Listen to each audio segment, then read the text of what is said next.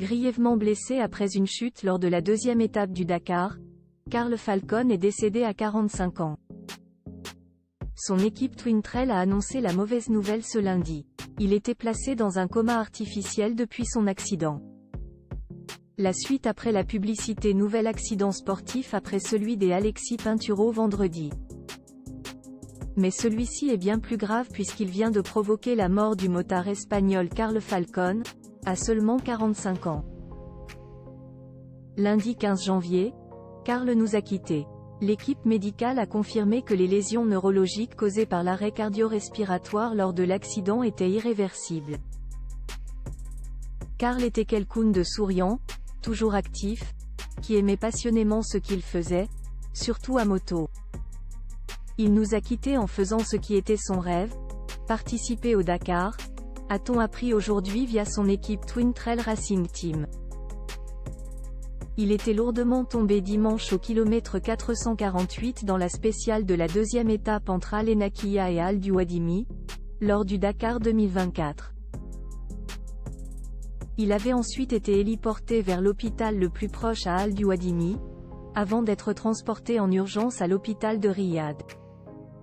Quelques jours plus tard, avec l'accord des médecins et de la famille, il avait été rapatrié en Espagne. Carl Falcon, victime d'une fracture et d'un œdème. Il souffrait notamment d'une fracture de la vertèbre C2 et d'un œdème cérébral, a précisé la responsable de la communication de TwinTrail, Carla Pratt. Malgré tous les efforts des médecins, le pilote a succombé à ses blessures. À sa famille, à ses proches, et l'organisation et les concurrents du Dakar présentent leurs plus sincères condoléances, a indiqué de son côté lundi soir la Amaury Sport Organisation, ASSO, dans un communiqué. À noter que ces drames ne sont hélas pas si rares que cela dans cette compétition, et plus précisément dans la catégorie dans laquelle concourait Carl Falcon.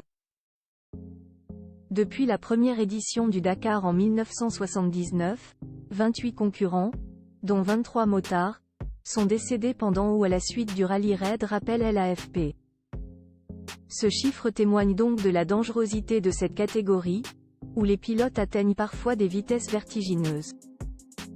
David Castera, le patron du Dakar, qui a rendu hommage aux motards lundi lors du briefing devant les concurrents, regrette bien entendu ce terrible événement. On organise cette épreuve pour que ce soit une fête.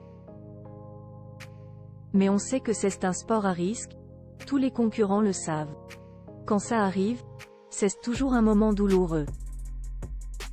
Toutes nos condoléances à la famille et aux proches du pilote.